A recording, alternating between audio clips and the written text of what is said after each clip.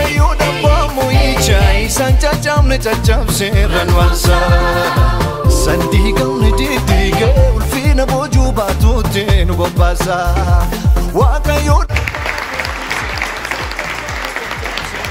Mejirra jedhame dhalanii saafata amma moga gara isa mata duree har'aattan isin geessa mata duree har'aattan isin geessa jaatanii namni tokko jaatanii isaa xumuruudhaaf namni tokko jaatanii jalqabe tokko xumuruudhaaf maaltu isa barbaachisa yookaan jaatanii isaa akkamitti xumura isa jedhuu fi sagalee waaqayyoo keessa Nehemiyaa boqonnaa 2 lakkoofsa 19 sagalee jiruun isin yaadachiisu dubbisuudhaaf yeroo keenya baay'ee gabaabaadha. Sagalee isaa beektu isin yaadachiisa. Nehemiyaa boqonnaa sana guutummaa isaa yeroo biftanii waa'ee jaatanii isaatii piroojeektii isaa guddaa argina. Deebisanii haaressu dallaa Yerusaalem sana guutummaa isaa deebisanii haaressu kan jedhu guutummaa isaa argitu. Gaafa boqonnaa 2 dubbiftan. Lakkoofsa 19 irratti gaafa nuni dhaqee waan hundumaa bira darbe piroojeektii sana jalqabuuf jedhu namoota isaa morman namoota sadii ture. Xoobiyaa nama jedhamu, Sanbalat nama jedhamuu fi Geershem nama jedhamu ture. Isaan kana sadantu kaanii maalti jedhu piroojeektii ati jalqabde kun maal isheeni? Dallaan kun maal isheen waan gochisuuf danda'a? Ijaarsi kee kun mootummaa irratti kaasuu barbaada. Hindanda'amu ittiin jedhan akkas jedhe deebisee filnuu baay'ee kan isinitti tolu lakkoofsa 20 dubbifadhaa. Egaa akkas jedhe nuyi garboonni isaa kaanee ijaaruu hin jalqabnaa waaqayyo bantii waaqaa immoo ol nuuf qixxeessa. Ameen. Mee ameen jedhame.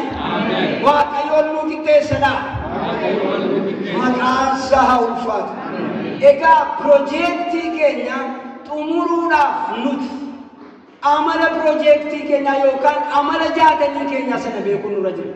Kun neechirri manni qabudha. Karaakteristiksii inni qabu keessa piroojeektii sana beekuun barbaachisa. Amala isaa beeku piroojeektiin koo yookaan jaatanii koo kun amala akkamii qaba isa jedhu dura beeku. Sana beekteenaan hin xumurta amma fedhe yoo guddate. Amala akkamii qaba? Warri human resource yookaan manaajimentii baratan beektu. Amala akkamii qaba? Amala smart jedhamu tokko qaba piroojeektii yookaan jaatanii. Smart ni jedhamu kun qubeessa jalqaba jechoota irraa fudhameedha. Smart ni jedhamu kun inni jalqabaa eessidha? Specific. Piroojeektii keenya yookaan jaatanii keenya adda baafnee beeku. Waa isa Oromoo jirti kaasee sabni Oromoo jaatanii gurguddaa lama kan inni irratti investii godhu ilma tokko buusisuu fi akkasuma immoo mana ijaarsa. Kaleessa ibsa gaara yookaan fi qabaatan godhana qaba. Egaa adda baafatee waan hojjetu hiyyeessuma tokko akka itti milkaa kan isin dhibu. Itti qophaa'a hin hojjeta waggaa 3 waggaa 4 qophaa'a hin xumurata qaba. Adda baasuun amala isaa keessaa tokko adda baafamu turreera tokko. Lammaffaa emmidha measurable. Inni kun immoo waa'ee bu'aa isaatiif benefitii maalii qaba? Galii maalii qaba? Inni hojjedhu kun hawaasa sanaaf, dhalootaaf, uummataaf, biyyaaf, naannoo sanaaf, anaaf maal qaba? Bu'aa maalii qaba? Bu'aa qaba. Bu'aa isaa sana irratti dura walii galuu amala gala qaba. Sadaffaan achievable. Galma ga'uu danda'a. Addas baafanne erga adda baafanne booda immoo bu'aa isaas shallaganne erga shallaganne raanne booda immoo galmaan ga'uu nan danda'a. Hin danda'a nan danda'a. Inni kun gaafa gara riisoorsii gara maatii gara fuulduraatti gabaabsee dubbadha. Nan danda'a jedhu sana beeku. Yeroo waan jireef hin dandeenyaa nuyi waldaan Oromoo Osiroo hin dandeenyaa isa jedhu hin dandeenyaa isa dhuun jala mudasa itti meedha. Maaliif jennaan Oromoo isa jedhu jira. Oromoo kanatti mudamee yoo baafne waan baay'ee jira. Kanaaf resourcing keenya Oromoo sanaadha. Hin dandeenye. Arfaffaa irratti aariidha. Relevantiidha. Inni kun simatama qabaa'u haala sanatti haala amma keessa jiru kanatti relevantiidha wanti sun. Inni simatama. Yerootiin simatama. Barbaachisummaan isaa attamsa jedhu sana adda baasu amala isaa sana beeku. Shanaffaan tiidha. Time bound.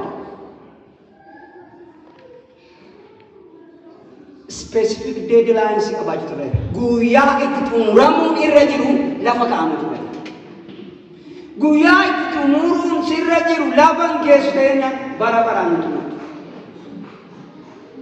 Dura in qoratas kana hojjetta waggaa 5 isa ta'u, waggaa 3 isa ta'u, waggaa 2 isa ta'u, waggaa 4 isa ta'u. Guyyaa itti xumuramu deadlines qabaachuu ture jira. Hin xumuradhanii matti beeku miti. Guyyaa akkasiitti xumurraa isa jedhamu amala akkasii qaba gara. Lama amala isaa beeku dha. Lammaffaa irratti maal beeku nurra jira? Dhaawata isaa beeku. Dhaawata akkamii qaba? Steejii isaa jechuudha. Steejii akkamii qaba yookaan life cycle akkamii qaba projektiin kun? Dhaawati isaa inni jalqabaa step inni jalqabaa initiativeidha. Kaka'umsi jira ta'ennaan yaafii abidatti qabsiisi. Biraan deebiin namni kaka'ee jira ta'ennaan. Gartuu hojjetu sun kaka'uura ta'ennaan halkanii guyyaa irratti hojjedhuuti gara tokko deebisee biraan deebi. Kaka'umsa inni jalqabaa. Kaka'umsi jira ta'ennaan hin shakkin. Tokko. Lammaffaa irratti planning kalee dubbadhe rasikan. Maal irratti dubbadhe waa'ee projektii irratti dubbadhe. Pilaanii gochuu danda'u. Karoora qabaachuu. Kaka'umsatti aansine maalitti dhumna karoora maallaqaa, karoora dinagdee, karoora hojii, karoora